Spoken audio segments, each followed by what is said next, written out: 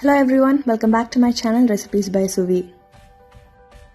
நேற்று lasagne recipe போடுறதுக்கப்புறம் நிறைய பேர் கமெண்ட்ஸில் கேட்டிருந்தீங்க லசானியா ஷீட்ஸ் எப்படி பண்ணுறது அப்படின்னு. ஸோ இன்றைக்கி நம்ம பார்க்க போகிற ரெசிபி ஹோம்மேட் லசானியா ஷீட்ஸ். இந்த ரெசிபி எப்படி சிம்பிளாக வீட்டிலே பண்ணலாம் அப்படிங்கிறது பார்க்கலாம்.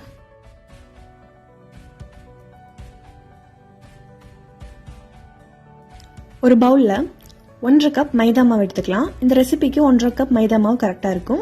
மைதா மாவு ஆட் பண்ணுறதுக்கு முன்னாடி நல்லா சலிச்சிட்டு ஆட் பண்ணிக்கோங்க. இப்போ மைதா மாவு ஆட் பண்ணியாச்சு. அடுத்து இதில் 1 டீஸ்பூன் உப்பு ஆட் பண்ணிக்கோங்க. சால்ட் ஆட் பண்ணலன்னா பிளாண்டாக இருக்கும், ஸோ ஆட் பண்ணிக்கோங்க.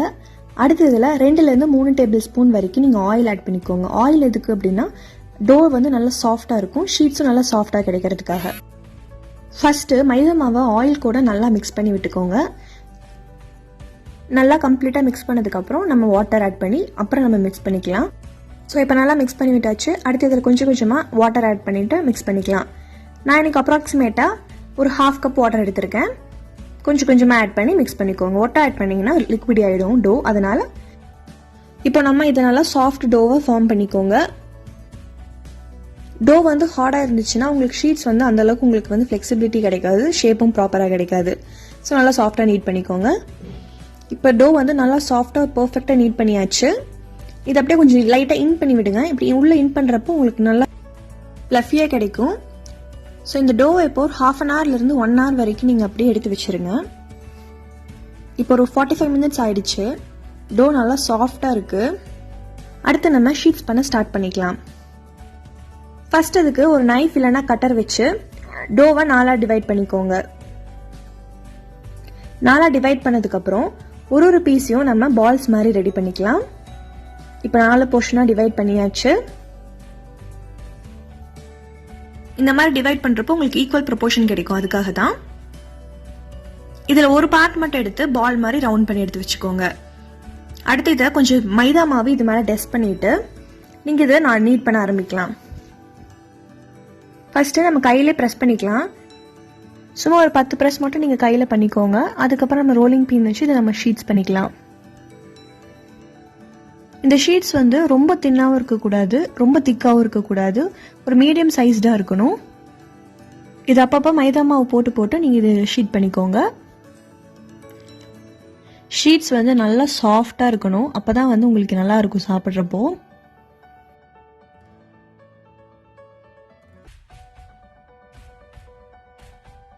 இப்போ ஷீட் வந்து பர்ஃபெக்டாக ரெடி ஆகிடுச்சு. நீங்கள் எவ்வளோக்கு பெருசாக பண்ண முடியுமோ பண்ணிக்கோங்க. அப்போ தான் நம்ம வந்து ஷேப்பாக நம்ம கட் பண்ணுறதுக்கு நமக்கு ஈஸியாக இருக்கும். இப்போ பாருங்கள் ஷீட் எவ்வளோ சாஃப்டாக வந்திருக்கு, எவ்வளோ எலாஸ்டிசிட்டியாக இருக்குன்னு, ஒட்டாமல் அழகாக வந்திருக்கு. ஸோ அடுத்து இதை நம்ம வந்து நம்மளோட டிஷ் சைஸுக்கு தகுந்த மாதிரி இதை நம்ம கட் பண்ணி எடுத்துக்கலாம். நான் வந்து லசானியா வந்து சர்விங் டிஷ்ஷில் தான் சர்வ் பண்ணேன். ஸோ அந்த டிஷ் எடுத்து வச்சுக்கிறேன். அதோட சைஸுக்கு தகுந்த மாதிரி நம்ம கட் பண்ணிக்கலாம். இதை கொஞ்சம் லாங்காக ப்ரெஸ் பண்ணிங்க அப்படின்னா அதோட அச்சு கீழே விழுந்துடும். அந்த அச்சு சைஸுக்கு நீங்கள் நைஃப் இல்லைன்னா ஒரு பீஸா கட்டரை வச்சு நல்லா கட் பண்ணி எடுத்துக்கோங்க. நீங்கள் கட் பண்ணுறதுக்கு முன்னாடி நம்ம மெஷர் பண்ணி வச்சுருக்க டிஷ்ஷோட சைஸ்லேருந்து 1 இன்ச் எக்ஸ்ட்ரா வச்சு கட் பண்ணிக்கோங்க. பிகாஸ் மைதா மாவு நம்ம கட் பண்ணதுக்கப்புறம் சுருங்கும். ஸோ அந்த மாதிரி கட் பண்ணிக்கிட்டிங்கன்னா உங்களுக்கு கரெக்டாக இருக்கும் குக் பண்ணுற சமயத்தில். இப்போ வந்து நம்ம எட்ஜஸை ரிமூவ் பண்ணிக்கலாம். இப்போ நம்ம லசானியா ஷீட்ஸ் ரெடி ஆகிடுச்சு. ஸோ இதே மாதிரி ரிமைனிங் இருக்கிற எல்லா ஷீட்ஸ்க்கும் நம்ம ரெடி பண்ணி எடுத்து வச்சுக்கலாம். இப்போ நான் அந்த சர்விங் டிஷ்ஷில் போட்டு காமிக்கிறேன் உங்களுக்கு.